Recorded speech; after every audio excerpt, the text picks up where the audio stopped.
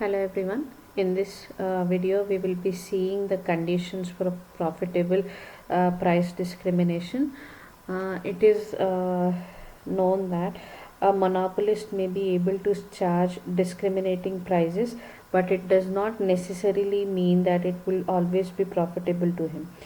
It is only when elasticity of demand in one market is different from the elasticity of demand in other market that the monopolist will be able to find a policy of price discrimination profitable. So, the first condition in order to have a profitable price discrimination is that the monopolist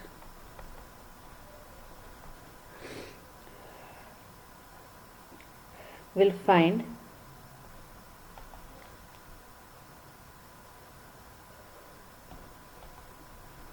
the price discrimination profitable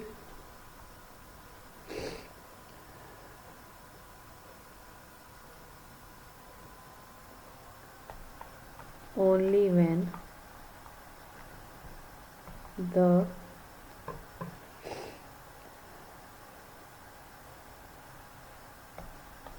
elasticity of demand in one market is different from that in the other market. The monopolist will find it profitable to charge more in one market, in the market where elasticity is low, and low price where elasticity is high. So what does the monopolist do in this case is that monopolist charges high price from the market where elasticity is low, and he charges low price where elasticity is high. Professor Robinson says that the sub-markets will be arranged in ascending order of their elasticities, the higher price being charged in the least elastic market and the lowest price in the most elastic market. In this manner, what happens is that the monopolist is able to determine as to where what price has to be charged, or in which market what should be the price which should be charged. So now we would be seeing as to when price discrimination is justifiable. When price discrimination is profitable and is justified. So the first thing, or the first area, or the first condition wherein the price discrimination would be profitable as well as it is justified is when it is profitable for a monopolist when he is charging relatively high price for products having inelastic demand and lower price for those having elastic demand. So high price and low price. High price would be charged for the products which are inelastic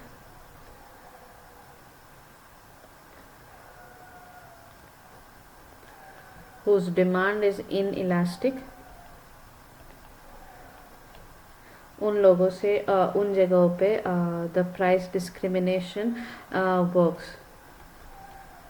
In the same manner, low price would be charged from elastic products. So as a result, what happens is that the firm is able to recover, or would be able to get a higher profit than when he does not employ this particular strategy. So here total profits would be higher.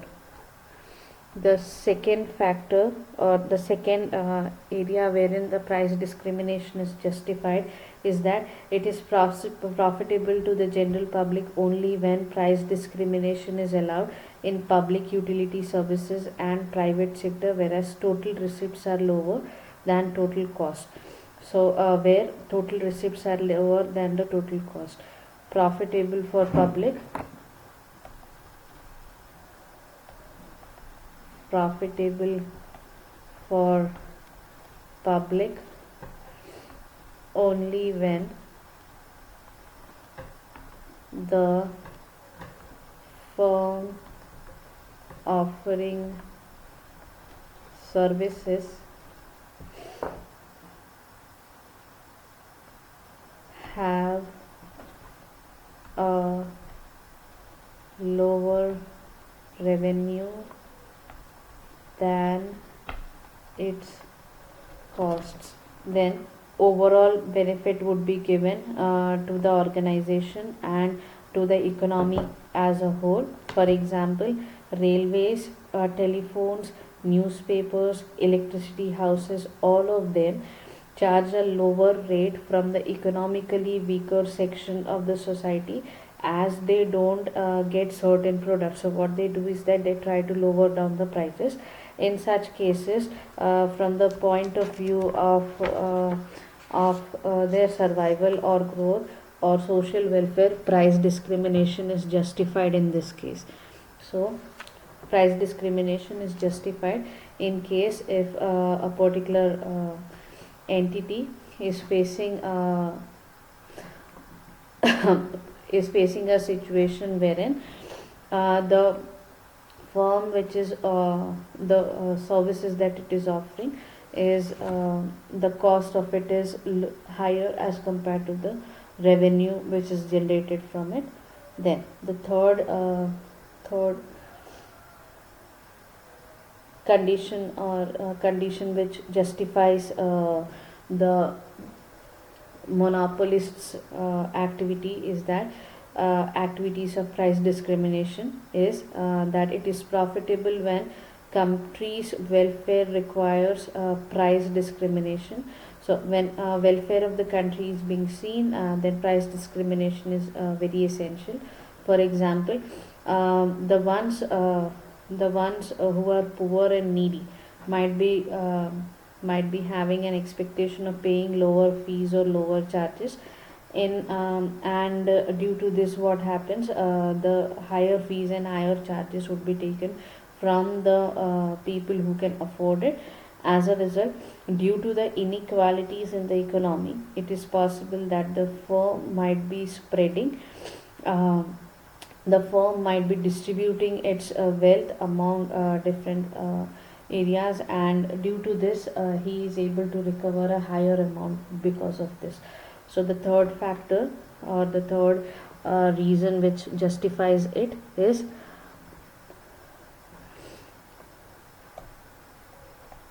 some situations require price discrimination.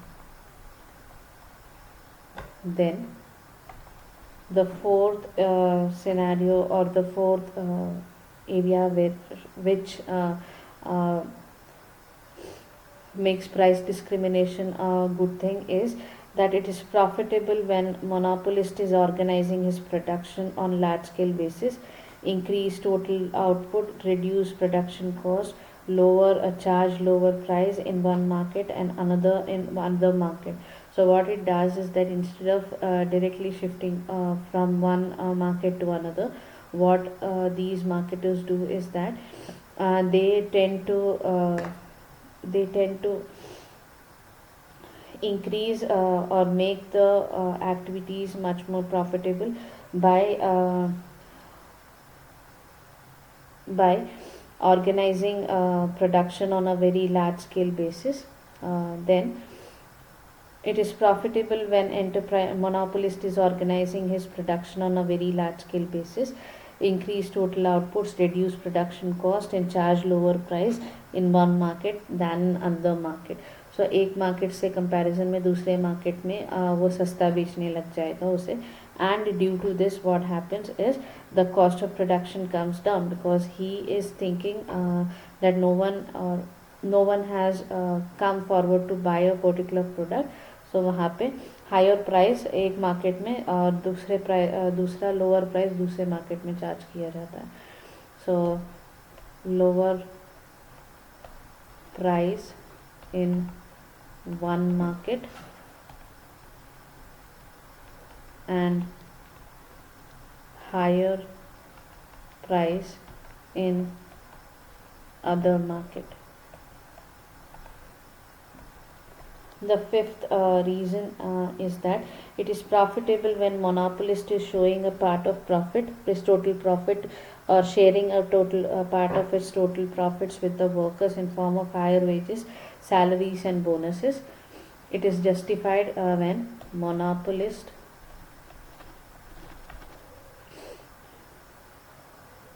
shares the profit with workers in form of higher wages, salaries and bonuses. Higher wages, salaries and bonus. The sixth reason as to why price discrimination is justified is because it is profitable to the entire society when price discrimination leads to fuller utilization of assets or natural resources, higher output, higher income, higher employment would be there for the general public. So price discrimination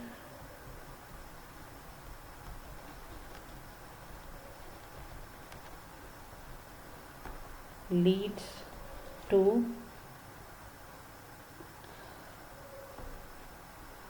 fuller utilization of resources को fully utilize करते हुए अगर आप बढ़ते हो, then it is price discrimination because you are concerned with the profits of the organization and you are trying to maximize the profits.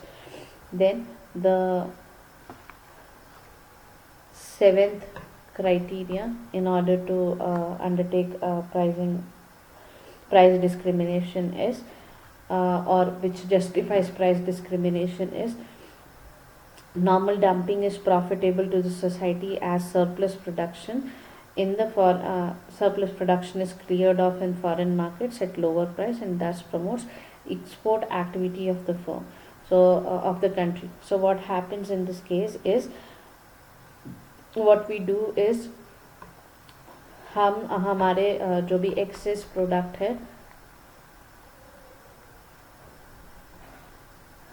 the excess products that we have, production which is undertaken, extra production है, उसे हम लोग क्या कर रहे हैं, we are trying to create a market wherein we are able to cater to a newer audience, a better audience, and as a result our surplus increases and our productivity also increases. After that, the eighth reason as to why factors of production, price discrimination is undertaken is that it is not profitable in case where it leads to exploitation of power, common man, elimination of small entrepreneurs from the field and business, over investments in businesses, underutilization of resources and all other kinds of wastages. So this the last factor states that it is profitable, it is acceptable only if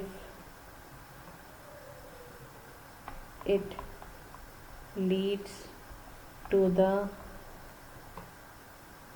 non-exploitation of the workers का exploitation prevent कर सके, इसीलिए ये वाली activity price discrimination की जाती है. It is not profitable when it leads to exploitation of poor. After that, elimination of small scale enterprises from field of business, over investments in businesses, underutilization of resources. All of these kinds of wastages are being removed in order to make it much more attractive, in order to see it. So in order to for the particular manufacturer to look and accept such a situation. So we will be stopping here today, and in the next videos that I will be recording, I will be including the components of